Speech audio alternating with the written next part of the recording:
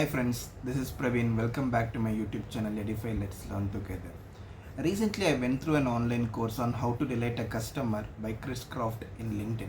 I found the course very useful. There were 30 plus ideas to delight a customer.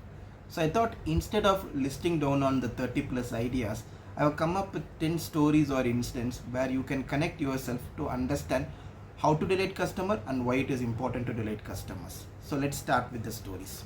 So first story, assume that you are going to buy a mobile in a retail store. You have walked in and the receptionist is kind of not acknowledging you properly, and you are going and waiting for a person to attend you, and after 5 minutes they are coming slowly and asking what is your requirement, and you are saying to them that you want a mobile phone of 20,000 rupees and you want all these features, and they are not addressing your queries properly. Followed by you have a doubt on the functionality of a mobile and you are asking, and the employees start laughing at you. So if all this happens in a shop, will you go back to that place? Will you refer this place? Definitely no. You might be thinking these are basics, no one will go wrong here. But if someone goes wrong here, they lose the customer for lifetime. So following this consistently, the basics of acknowledging the customer, addressing their queries, even if customer is not really aware of the functionality, explaining to them without making them feel bad is an important criteria. Importantly, you need to make them feel valued. If you are able to do all this, you will be able to delight a customer. And one more story or example, that you want to buy a service over an online meeting and you have scheduled it for a demo, and you are waiting in the meeting from 4 o'clock, the team members have not joined from the company, and you are waiting till 4, 5, 4:10. Finally a person joins and says, sorry sir, I sorry to say that I missed out, I want to reschedule this call to 5 o'clock. And you are like, okay fine, and you are again joining at 5, and even at that time the team is not really prepared and they are not giving you the proper demo, and you have been asking them questions and they are not addressing it properly, and at middle he drops off saying that there is a bad network. Do you think you will go ahead and buy service from them? Definitely no. So even for an online meeting, being on time, in case if the meeting should be rescheduled, calling out in advance saying that this is the reason why we are not able to join, or kind of intimating the customer at the earliest is important. So by doing all this, looks like a basic, but you will be able to delight a customer in long run. Story number 3. You are going for a hotel with your family members, dad, mom, your brother or sister. If you see or if you observe, the waiter will address each requirements differently. So your dad might be very hungry and he wants something immediately, so he gives suggestions only on the basics like idli or dosa, which is readily available or quickly delivered. If the same waiter, when he goes to your mom, he knows she's been cooking all this for a very long time, she might not be interested in basics, she wants something different, so he gives suggestions like pongal or rava dosa, and she might end up taking rava dosa. And when it comes to you or your brother or sister, he might be saying that we have come up with a new starter, we have come up with a new main course, do you want to try it? So what he has done here, he has understood the requirements of each of you and he has delivered what he has accordingly. This is a very important skill of understanding what your customer needs and kind of satisfying them. So we will take the same story from an investment perspective. So you are going to a financial advisor, you know in and out of mutual fund, stock market and everything. You also know how much money you can invest. You are only waiting for the guidance where to invest it. So if the financial advisor starts giving you the detailed presentation on how stock market started and how it is going and why it is good to invest, you might be annoyed. You might be saying that, I know all of this, you just give me where to invest. Whereas you assume that you are a second segment of customer where you know basics of mutual fund and stock market, but you are kind of want to know more in detail about the pros and cons. And if the financial advisor starts giving you suggestions saying that you can invest your amount directly in this equity, you might be still not satisfied and you might not end up doing it. You are requiring more information. If the financial advisor gives you more information, then you might do investment.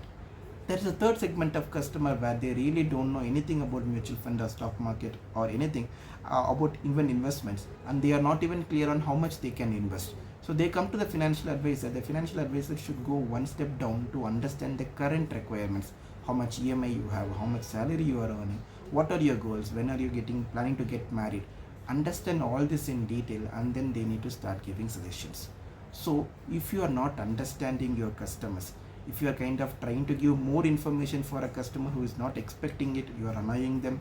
If you are giving less information for a customer who expects more, you are kind of disappointing them.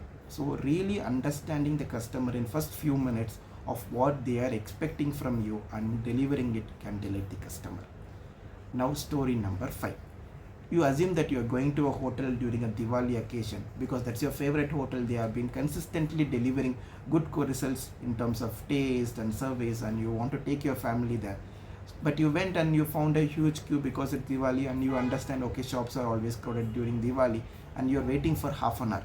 And you enter the shop is not as clean as before because it's been very messy, that a lot of customers are coming in and going, so it's messy. But still you're like, okay, fine, it's my favorite restaurant, I'll give them a chance, the food will be good. You go wait for the food, and the food arrives, the quality of the food is not as before. You get disappointed, your family gets disappointed, and you walk out of the show.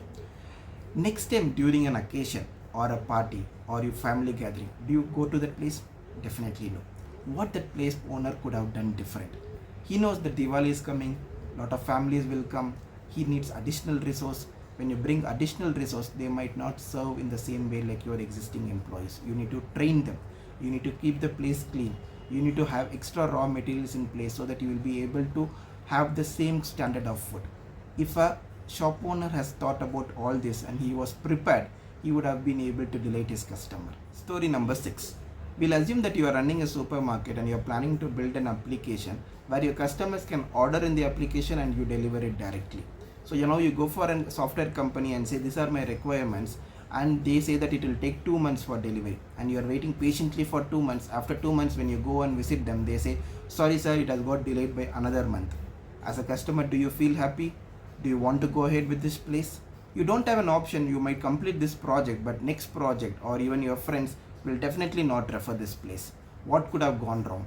So the team might would have been in a resource crunch, or the team is not really prepared for the technology, or this is the first time they are doing this similar project in their lives. So if the company would have thought about all the possible scenarios, they need to train their employees, they are short in resource. If they are able to address all this and give a timeline to a customer, the customer will not get disappointed and you will be able to delight the customer.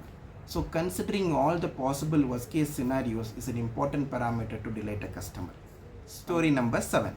You are going for a textile store and you are looking for a certain style your favorite hero has weared or a favorite heroine has weared as a dress, and the shop owner says, I am not really aware of the trend. Is it a trend going on in the market? Or you're showing something going on social media to them saying that this is the one which I'm looking for, and the person says, sorry sir, I am not in social media, I don't know this trends and all, I have few collections, if you're interested you can buy. As a customer, do you feel happy? Do you kind of go ahead and buy in that place next time? Definitely no. So if you are kind of in a service based company or a product based company, knowing what is happening in the segment of customer, what are their changes in behavior, what is their expectation is very important. Keeping up to the expectation of customer is helps you to delight the customer. Story number 8. We'll assume that you are working for a product based company or a service based company, and there has been a new rule came by RBI or SEBI which might affect your customer's current flow. So even before your customer approaches you, if you're able to call your customer and ask them, sir, I went through the new RBI regulation or I went through the new SEBI regulation, I know there is going to be a change in your flow.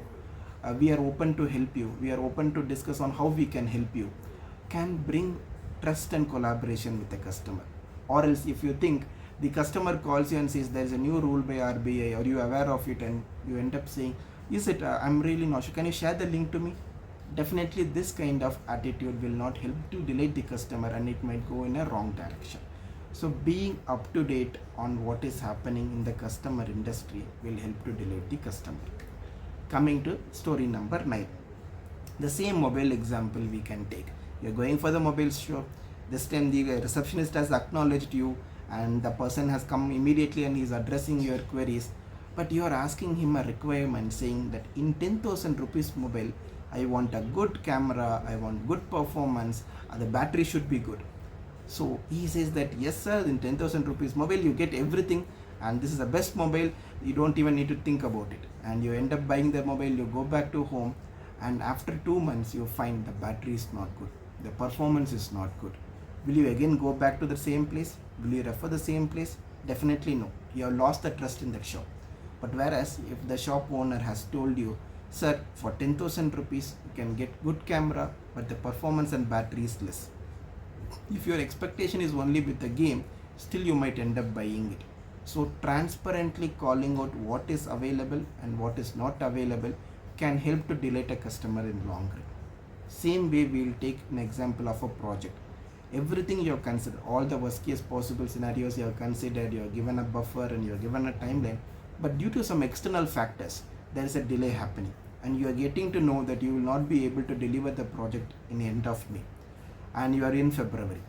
Now what do you do? Do you still want to wait till end of May to say inform your customer? As you really know that it is not going to happen, it is better that you go upfront and say to them that these are the external factors which has affected it and this is getting delayed by 2 weeks and we'll ensure that we deliver it on time.